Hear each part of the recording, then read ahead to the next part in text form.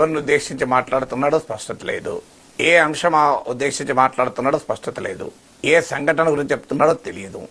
ఆ రౌడీలు ఎవరో తెలియదు. ఆ రౌడీల వెనకాలన్న కిరాయంతకులు ఎవరో తెలియదు. వాళ్ళకు భయపడుతున్న వాళ్ళు ఎవరో కూడా తెలియదు. అన్ని ప్రశ్నలుగానే మిగిల్చి మాట్లాడారు. హోంమంత్రి ఈ పని విధానం పైన పవన్ కళ్యాణ్కు తీవ్రమైన అసంతృప్తి ఏమైనా ఉందా? ఏం చెప్పదలుచుకున్నాడు? యోగి ఆదిత్యనాథ్ లాంటి పాలన ఇక్కడ లేదు అంటే ఇక్కడ చంద్రబాబు నాయుడు పాలన అలా లేదు అని చెప్పదలుచుకున్నాడా? లేదా యోగి ఆదిత్యనాథ్ను ప్రేజ్ చేయడము, సనాతన ధర్మ పరిరక్షకుడిగా మాట్లాడడము, నరేంద్ర మోడీని పొగడము, ఇవన్నీ భారతీయ జనతా పార్టీతో తనకున్న సాన్నిహిత్యం కేవలము పొత్తులు రాజకీయాలే కాదు, దానికి ఐడియాలజికల్గా కూడా ఎలైన్ అయ్యాను, హార్డ్ లైన్ హిందుత్వతో, హార్డ్ కోర్ హిందుత్వతో అని చెప్పడమా? ఇప్పుడు పవన్ కళ్యాణ్ ఏమంటున్నాడు?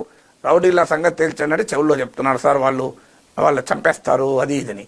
అంత బరితెగించిన మాఫియా రాజ్యం వెళ్తుందంటే రాజకీయ నాయకుల అండదండ లేకుండా సాధ్యమవుతుందా?